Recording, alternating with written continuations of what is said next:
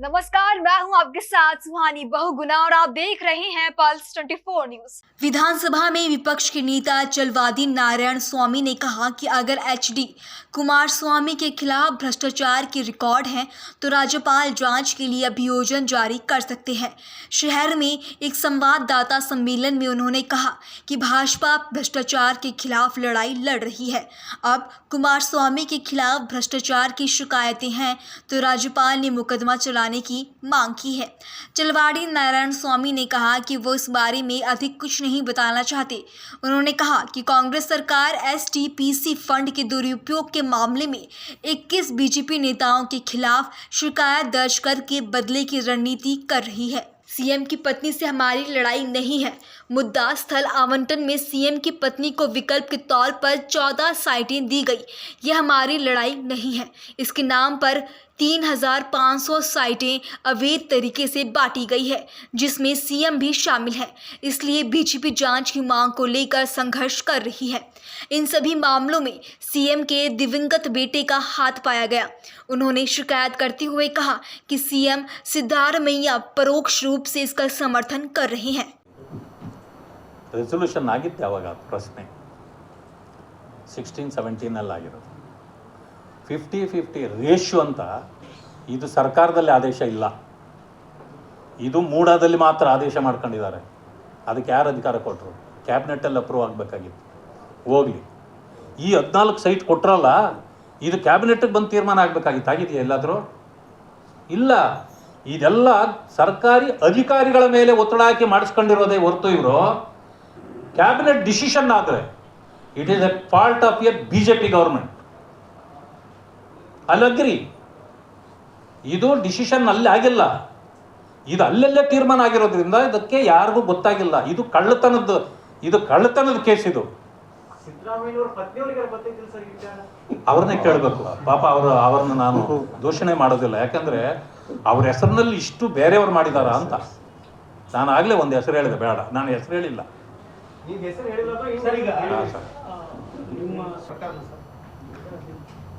ನಾನು ಅದನ್ನು ಸ್ಟಡಿ ಮಾಡ್ಬೇಕು ಈಗಲೂ, ಯಾಕೆಂತಂದ್ರೆ ಇದುವರೆಗೂ ಅದೇನು ಇರಲಿಲ್ಲ. ಈಗ ಸಡನ್ ಆಗಿ ನಿನ್ನೆಯಿಂದ ಪ್ರಸ್ತಾಪ ಆಗ್ತಾ ಇದೆ. ಬಟ್ ನಾನು ಕೇಳ್ಪಟ್ಟೆ, ಏನೋ 500 ಎಕರೆ ಏನೋ ಯಾರಿಗೋ ಕಾನೂನು ಬಾಹಿರವಾಗಿ ಅಲಾಟ್ ಮಾಡಿದ್ದಾರೆ ಅಂತ. ಈಗ ಲೋಕಾಯುಕ್ತ ಎಡಿಜಿನೇ ಸೆಕೆಂಡ್ ಟೈಮ್ ವಾಪಸ್ ಗವರ್ನರ್ಗೆ ಪ್ರಾಸಿಕ್ಯೂಷನ್ಗೆ ಅವಕಾಶ ಕೊಡಿ ಅಂತ.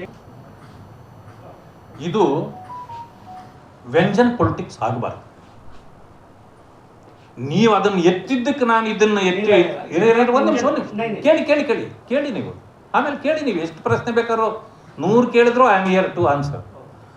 ನಾನು ಹೇಳೋದು ವ್ಯಂಜನ್ ಪೊಲಿಟಿಕ್ಸ್ ಆಗಬಾರ್ದು. ನಾನು ಹೇಳ್ತೇನೆ 21 ಹಗರಣಗಳು ಬಿಜೆಪಿದಿದೆ, ನಾನು ಒಂದೊಂದಾಗಿ ಬಿಚ್ತೀನಿ ಅಂತ ಮುಖ್ಯಮಂತ್ರಿಗಳು ಹೇಳಿದ್ರು.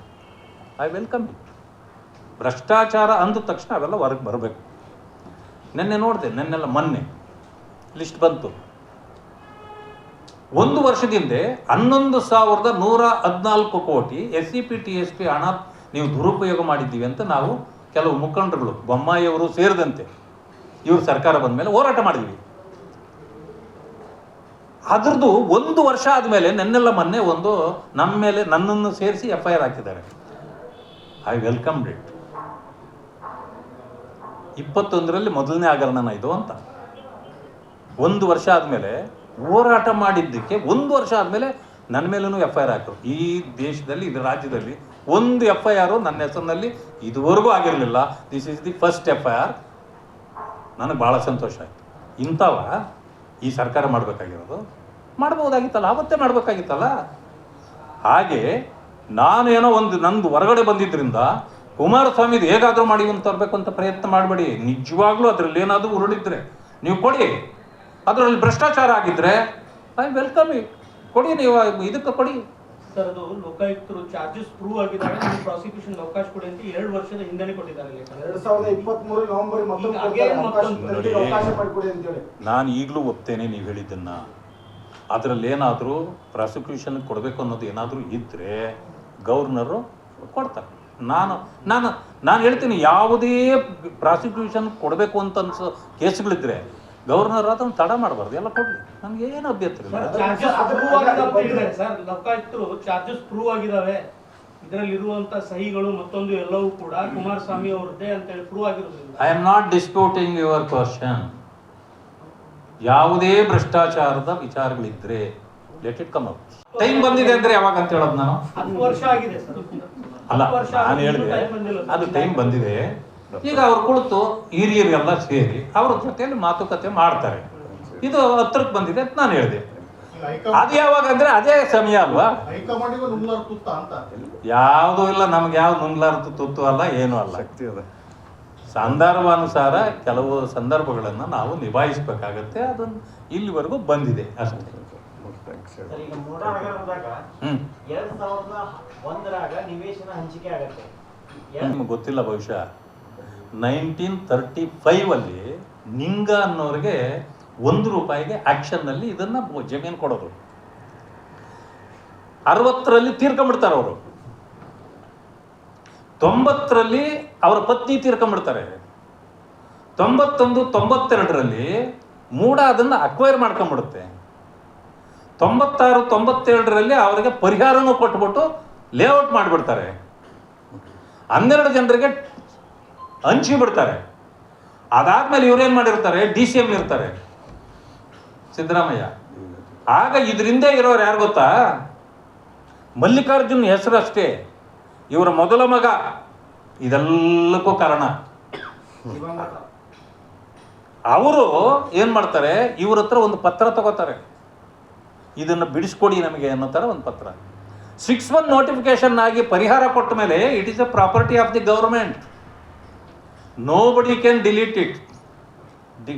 ಡಿನೋಟಿಫಿಕೇಶನ್ ಮಾಡಲಿಕ್ಕೆ ಯಾರಿಗೂ ಅಧಿಕಾರ ಇಲ್ಲ. ಅಂಥ ಲ್ಯಾಂಡನ್ನು 98ರಲ್ಲಿ ಇವರು DCM ಆಗಿ ಇದ್ದ ಕಾಲದಲ್ಲಿ ಒತ್ತಡ ಹಾಕಿ ಅದನ್ನು ಡಿನೋಟಿಫಿಕೇಶನ್ ಮಾಡಿಸ್ತಾರೆ. ಅಲ್ಲಿ ಆದರೂ ಸುಮ್ಮನೆ ಇಲ್ಲ, 2004ರವರೆಗೂ ಸುಮ್ಮನೆ ಇದ್ದು ರಿಜಿಸ್ಟರ್ ಮಾಡ್ಕೊಳ್ತಾರೆ. 2004ರಲ್ಲಿ ರಿಜಿಸ್ಟರ್ ಆದರೆ ಅಲ್ಲಿ ಸೈಟ್ ಆಗೋಗಿ ಹಂಚಿಕೆ ಆಗೋಗಿದೆ, ಜಮೀನೇ ಇಲ್ಲ. ಅದು ಹಿಂಗೆ ತಗೊಳ್ಲಿಕ್ಕೆ ಸಾಧ್ಯ ಇವರು ಇಷ್ಟೆಲ್ಲ ಗೊತ್ತಿರೋರು? ಅದಾದಮೇಲೆ ಏನು ಮಾಡ್ತಾರೆ, 2008ರಲ್ಲಿ ಅರ್ಜಿ ಕೊಡ್ತಾರೆ, ಇದು ಅಗ್ರಿಕಲ್ಚರ್ ಲ್ಯಾಂಡು, ನಮಗೆ ಇದನ್ನು ಕನ್ವರ್ಷನ್ ಮಾಡಿಕೊಡಿ ಅಂತ ಕೊಡ್ತಾರೆ. ಆವತ್ತಿದ್ದ DC ಕನ್ವರ್ಷನ್ ಕೊಡ್ತಾರೆ. ಅವರಿಗೆ ರಿಪೋರ್ಟು RA ಹಾಕಿಲ್ಲ, ವಿಲೇಜ್ ಅಕೌಂಟೆಂಟ್ ಹಾಕಿಲ್ಲ, AC ಹಾಕಿಲ್ಲ, ತಹಸೀಲ್ದಾರ್ ಹಾಕಿಲ್ಲ. ಆದರೆ ಕೊಟ್ಬಿಟ್ರು, ಸರ್ಟಿಫಿಕೇಟ್ ಬಂತು. ಬಂದಾದಮೇಲೆ 2010ರವರೆಗೂ ಅದನ್ನು ಮುಟ್ಟೋದಿಲ್ಲ. 10-11ರಲ್ಲಿ ತನ್ನ ತಂಗಿಗೆ ಕುಂಕುಮಕ್ಕೆ, ಅರಿಶಿಣ ಕುಂಕುಮಕ್ಕೆ ಅಂತ ಅಲ್ಲಿ ಗಿಫ್ಟ್ ಕೊಡ್ತಾರೆ.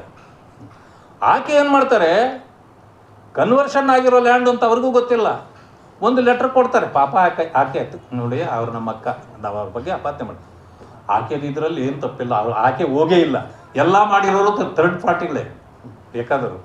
ಅವ್ರ ಹತ್ರ ಸೈನ್ ಹಾಕ್ಸ್ಕೊಂಡು ಲೆಟ್ರ್ ಕೊಡ್ತಾರೆ, ಇದು ಅಗ್ರಿಕಲ್ಚರಲ್ ಲ್ಯಾಂಡ್ ಇದೆ, ನಮಗೆ ಬೇರೆ ಲ್ಯಾಂಡೇ ಇಲ್ಲ, ದಯವಿಟ್ಟು ಇದನ್ನು ಬಿಟ್ಕೊಡಿ. ಬಿಟ್ಕೊಡಲ್ಲ. ಅದಕ್ಕೆ 16-17ರಲ್ಲಿ ಇನ್ನೊಂದು ಲೆಟ್ರ್ ಕೊಡ್ತಾರೆ, ಹೋಗಲಿ ನಮಗೆ 50-50 ರೇಷಿಯೋ ಮೇಲೆ ಸೈಟ್ ಕೊಡಿ, ನೀವು 50% ಇಟ್ಕೊಳ್ಳಿ, ನಮ್ಗೆ 50% ಕೊಡಿ ಅಂತ ಲೆಟ್ರ್ ಕೊಡ್ತಾರೆ. ಕೊಡೋಕ್ಕೆ ಬರಲ್ಲ, ಯಾಕಂದರೆ ಇವ್ರ ಲ್ಯಾಂಡ್ ಅಲ್ಲ. 4 ಸಾರಿ ಮೀಟಿಂಗಲ್ಲಿ ಅದು ಇಡ್ತಾರೆ, 4 ಸಾರಿನೂ ಫೇಲ್ ಆಗುತ್ತೆ, ಒಪ್ಪೋದಿಲ್ಲ ಕಮಿಟಿ. ಆವಾಗ ಏನು ಮಾಡ್ತಾರೆ, ಮುಖ್ಯಮಂತ್ರಿ ಆಗಿರ್ತಾರೆ ಇವರು. ಮುಖ್ಯಮಂತ್ರಿ ಆಗಿರ್ತಕ್ಕಂಥ ಸಿದ್ದರಾಮಯ್ಯನವ್ರು ಏನು ಮಾಡ್ತಾರೆ, ಒತ್ತಡ ತಂದು ಅಧ್ಯಕ್ಷರನ್ನ ಧ್ರುವ ಕುಮಾರ್ ಅಂತ ಇವ್ರಿಗೆ ಬೇಕಾದವ್ರನ್ನ ಅಧ್ಯಕ್ಷರು ಮಾಡ್ಕೊಳ್ತಾರೆ. ಮಾಡಿ ಅವ್ರ ಮೂಲಕ ರೆಸೊಲ್ಯೂಷನ್ ಆಗಿಬಿಡುತ್ತೆ, ಕೊಡ್ಬೋದು ಅಂತ ಮಾಡಿಸ್ಬಿಡ್ತಾರೆ. ಮಾಡಿಸಿದ ಮೇಲೆ ಈಗ ಇವರು ಅಧಿಕಾರ ಕಳ್ಕೊಂಡ್ಬಿಡ್ತಾರೆ. ಈಗೇನಾದರೂ ನಾವು ಮಾಡೋಕ್ಕೆ ಹೋದರೆ ಇದಾಗ್ಬಿಡುತ್ತೆ, ಸದ್ಯಕ್ಕೆ ಬಿಟ್ಬಿಡೋಣ ಅಂತೇಳಿ 20ರವರೆಗೂ ಮಾತಾಡೋದಿಲ್ಲ. ರೆಸೊಲ್ಯೂಷನ್ ಆಗಿರೋದನ್ನು ಅವರೇ ಹಾಕಿದ್ದ ಆಫೀಸರ್ಗಳಿರ್ತಾರಲ್ಲ ಅವರ ಮೂಲಕ ತಿರುಗಿ ಏನು ಮಾಡ್ತಾರೆ, ಆ 14 ಸೈಟ್ಗಳನ್ನು ತಗೋತಾರೆ. ಇದು DC, ಅದು ಈಸ್ ಎ ಮೆಂಬರ್. DCಗೆ ಗೊತ್ತಾಗಿದ್ದ ತಕ್ಷಣ 17 ಸಾರಿ ಲೆಟರ್ ಬರೆದಿದ್ದಾರೆ, ಇದು ತಪ್ಪು, ಇದನ್ನಾದರೆ ಇವರೆಲ್ಲ ಜೈಲಿಗೆ ಹೋಗ್ತಾರೆ, ದಯವಿಟ್ಟು ಇದನ್ನು ಮಾಡಬೇಡಿ ಅಂತ. ಗೊತ್ತಾಗಿದ್ದಕ್ಕೆ ಅವ್ರನ್ನ ವರ್ಗಾವಣೆ ಮಾಡಿಬಿಡ್ತಾರೆ. ಇಷ್ಟಾದ ತಕ್ಷಣವೇ H. ವಿಶ್ವನಾಥ್ ಅವರು ಒಂದು ಸೈಟಿನ ವಿಷಯ ಬಂದಾಗ, ನನ್ನ ಹೆಂಡ್ತಿಗೆ ಬೇರೆ ನ್ಯಾಯ, ನಿಮ್ಮ ಹೆಂಡ್ತಿಗೆ ಬೇರೆ ನ್ಯಾಯನೇನ್ರಿ, ಅಂತೇಳಿ ಅವರು ಈಚೆ ತರ್ತಾರೆ. ಆ ನಮ್ಮ ಶ್ರೀವತ್ಸ ಅಂತೇಳಿ MLA ಇದ್ದಾರೆ ಅವರು ಪೂರ್ತಿ ಅದನ್ನು ಬೆರಾಡಿ ಹೊರಗಡೆಗೆ ಹಾಕ್ಬಿಡ್ತಾರೆ. ಹಾಕಿದ ಮೇಲೆ ಈಚೆಗೆ ಬರ್ತದಲ್ಲ, ಆಗೇನು ಮಾಡ್ತಾರೆ, ಸುರೇಶ್ ಅವರು ಅರ್ಬನ್ ಮಿನಿಸ್ಟ್ರು ಹೆಲಿಕಾಪ್ಟ್ರಲ್ಲಿ ಒಂದೇ ದಿನ ಹೋಗಿ ಎಲ್ಲ ಫೈಲ್ಗಳನ್ನ ಒತ್ತಾಕೊಂಬಂದ್ಬಿಡ್ತಾರೆ. ಈಗ ಅಲ್ಲಿ ಫೈಲ್ಗಳಿಲ್ಲ. ಸರ್ ಈಗ ಇದು